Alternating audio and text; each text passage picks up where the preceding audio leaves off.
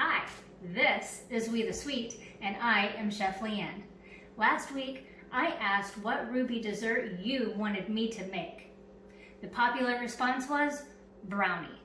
Now, there were a lot of other really great suggestions, and I'll get to those later, but today we're going to make brownies using Ruby RB1.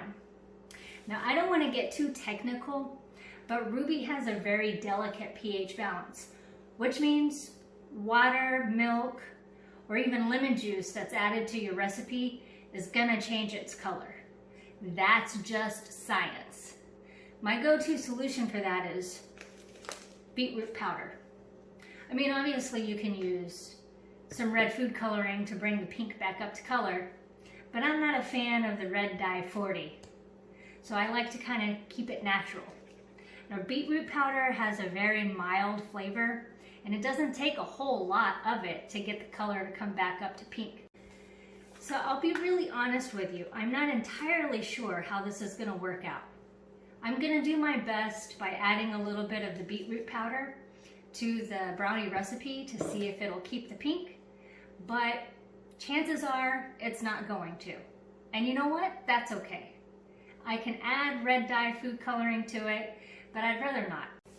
Again, I'm not entirely sure how this is going to work out. I have my ideas, I have my theories, but you know what? Let's do it. Let's figure this out together.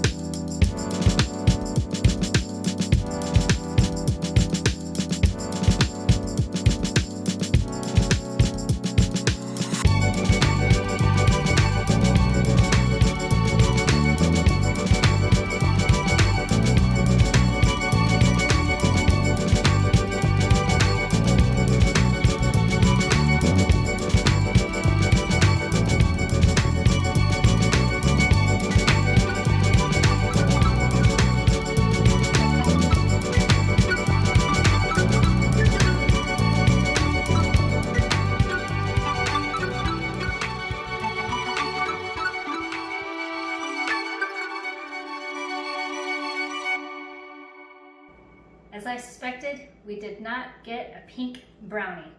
If you want your brownie made with Ruby RB1 to be pink, you're going to have to use food coloring. This is what it looks like without food coloring, and as you can see, the beetroot powder trick that I tried didn't really cut it, so you can just skip that part of it. The flavor, however, it's bright, it's fresh, it's fruity, there's a caramel flavor, and even a little bit of a saltiness. Thanks again for watching. Please like and please subscribe, and I will see you next time.